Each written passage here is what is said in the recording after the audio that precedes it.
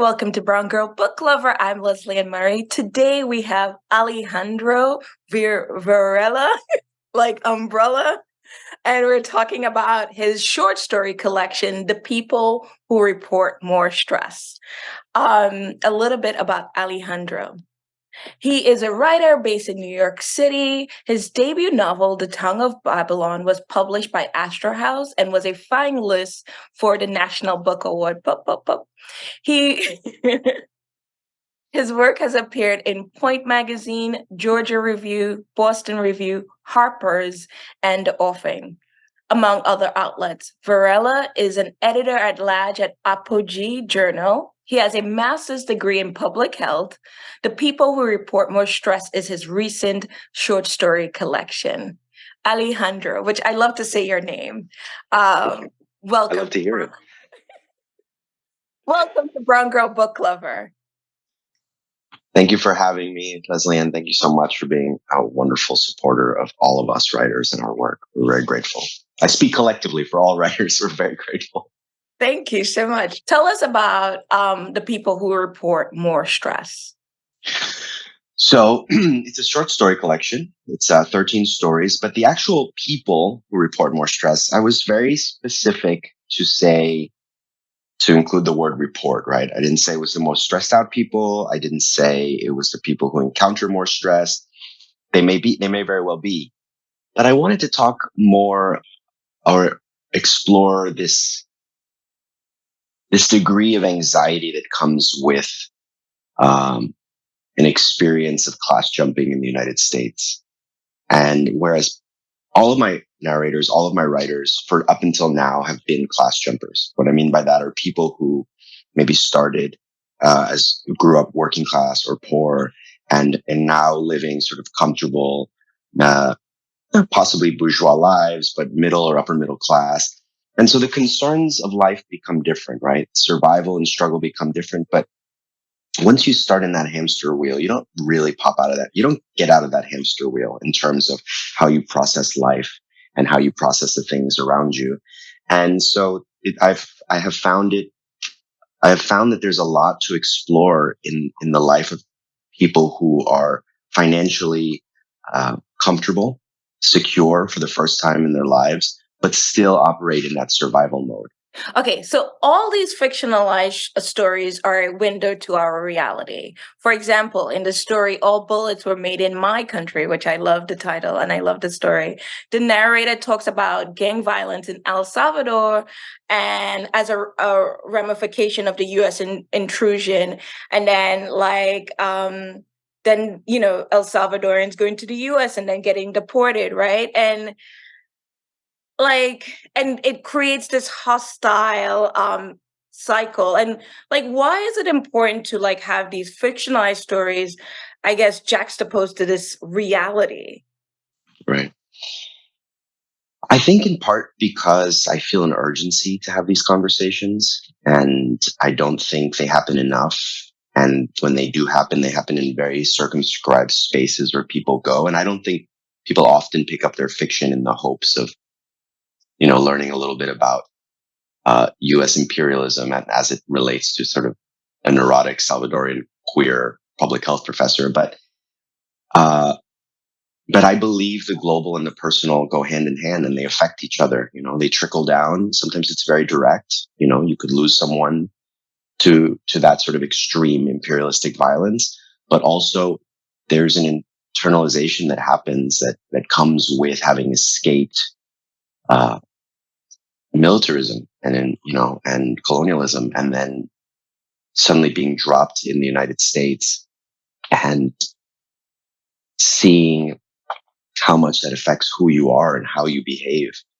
The example of Salvadorian quote unquote gangs like MS-13. I mean, it was a very brief reference, but the point was exactly what you just said, is that there was U.S. involvement in El Salvador, destabilized the country that was moving in the right direction, or that would have been okay without European and U.S. influence. And then tons of people leave because life there becomes in some ways miserable or untenable or unsafe. Then they come here and, like many immigrants, are shunned or mistreated. don't have opportunities. And then young people in general, when faced with sort of the lack of opportunity, depend on each other and they turn to each other and poof, you have a gang. It's not rocket science. It makes actual perfect sense. And then you end up having is a lot of young people in gangs, and they're either here undocumented or immigrants, and then their status gets revoked, and then they get sent back. So now all these entire gangs that were formed in the U.S. go back to El Salvador and further destabilize El Salvador. So, but where did it all start? Who pulled that initial thread? In the title story, the narrator receives a cancer diagnosis, and he's shallowly linking his diagnosis to his anxiety. And his mother, who is a Salvadorian immigrant, says, "You had all the opportunities. You speak the language. This is your country. Why do you live like this, anxious like me?" And I love that line, and it mirrors the frustration of many immigrants' parents onto their first generation parents. And can you talk a little bit more about that? Yeah. Sorry, that line moves me because I also feel that way. And I feel that way about my own children. And I'm sure my mother feels that way about me, but she's never said those words. But I think it's both. I think it's meant to be kind of a very personal, but analogous critique of the structural experience of living in the United States. I think it used to be the case, and I think it still is, that it's healthier to be someone in Ireland than it is to be Irish American, in terms of health, life expectancy. When you cross into the United States, it's like you cross into a portal. And so unless you happen to be in that moment escaping extreme famine or civil war or, certain death, you often come here and life and your health decreases in quality. And a lot of that has to do with how separate we become from our community here. How in the United States to be successful means to be individually successful. And there's a trade-off. Even if you are the most family-oriented, loving, connected human, if you want that promotion, if you want to pay off those bills, if you want to do all that stuff, you have to separate yourself from your family, whether that means working longer hours or being surrounded by people who are not your family more often and sacrificing your previous community. So in the book, gay identity, parents who are gay, married couples who are gay, lots of sex, sexuality, closeted people, not so closeted people are all functioning with their full humanity. Tell us about crafting a short story collection about same-sex couples without the lens of the erotic or exploitation. Mm. Thanks for that question. I think I wanted to present in some ways the facets of my experience. I identify as a queer cis man. I draw a distinction between gay and queer. I'm also gay, but I think gay refers to attraction today, and queer has a political sensibility to it. And when I think of queer, I think of someone who is gay and political about it and who understands that, homophobia and racism are connected. Homophobia and misogyny are connected. And that they're all sort of tools to keep us apart from coming together. And only some people benefit from that division, and it's not us. And so, I wanted, frankly, to not make the homosexuality of it all so important. I wanted to make the queerness of it more important, the political part of it all. And so I also wanted to explore love, an abiding love in a relationship, and how effectively boring it can be, and beautiful and securing, and I don't have too many examples in literature of gay or queer love that's permanent or that lasts for very long. No judgment. I'm a sex positive person, and I didn't want the book to be a critique of of sexual liberation in any way, but I also wanted to explore kind of the mundane parts of a relationship. And this one happens to be between two men, but also it is between two men. And so it's important that we acknowledge that. Every writer I've been talking to, like for the past few months, have been talking about the importance of having a community. The Mm, book, like a community makes you feel connected. It makes you feel really sane. And you were just talking about a community. Like, why is community important to you? mm. Um, sorry.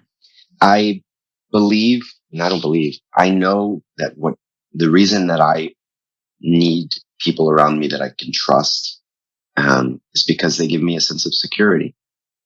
And I happen to know that I am a person who does a lot of second guessing of myself and of the world around me. And that's labor. There's a tax to that, a physical tax to that. There are stress hormones. And if they stay here, we're all right. If they're up here, we're not good. And I will say that, the fight or flight response, that's, that's cortisol and epinephrine, adrenaline coursing through your body. And that's great if you're trying to outrun, a rabid dog on the street, because eventually you'll either get away or the encounter will be done.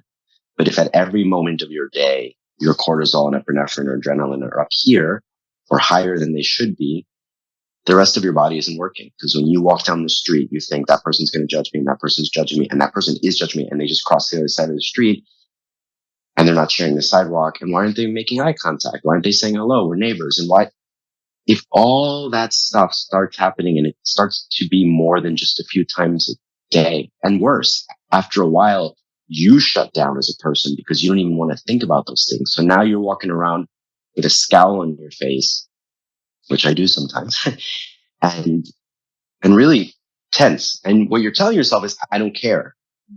But what you're not realizing is that there's an armor up, and that armor is in the form of stress hormones and neurotransmitters that mean that the rest of your body isn't functioning in the way it should be.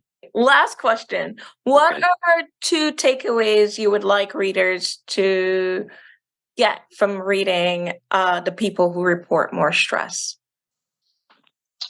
I have a far takeaway, which I may not be super clear, but I want people to think about how the American dream myth is a bit of a myth. It's more than just a bit of a myth.